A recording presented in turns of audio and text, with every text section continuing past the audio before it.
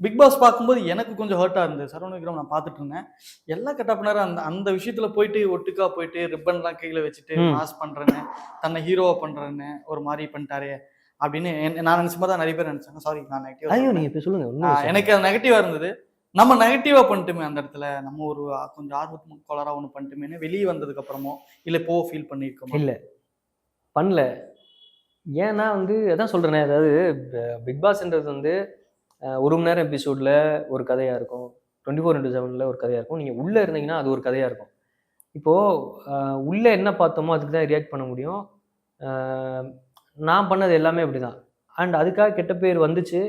அத ஆமா ஏத்துக்கிறேன். ஏன்னா மக்கள குறை சொல்ல முடியாது. ஏன்னா நீங்க உள்ள இல்ல. 24/7 பார்க்கல. 1 ஹவர் சில பேர் பார்த்துட்டு பேசலாம். ஸோ அவங்கள எதுவுமே சொல்ல முடியாது. ஏய் அப்ப அது நான் கெட்டவனா திருநீக்கு சொன்னீங்களே, கையில கட்டிட்டு. ஏன்னா நம்ம காதுக்கு வந்த விஷயம் இருக்கு. இது இருக்கு. நெறைய விஷயம் இருக்கு. நான் தான் சொன்னேன் டப்புன்னு அந்த மாரி விஷயம்லாம் ஒண்ணு பண்ணணும்லாம் பண்ண மாட்டேன். யோசிக்காம எதுவுமே பண்ண மாட்டேன். அப்படி பண்ண விஷயம் தான் அங்க பண்ண எல்லா விஷயமும். பட் ஆடியன்ஸுக்கு தெரியாது. வாய்ப்பே இல்ல. அவங்க உள்ள வரப்போறது கிடையாது.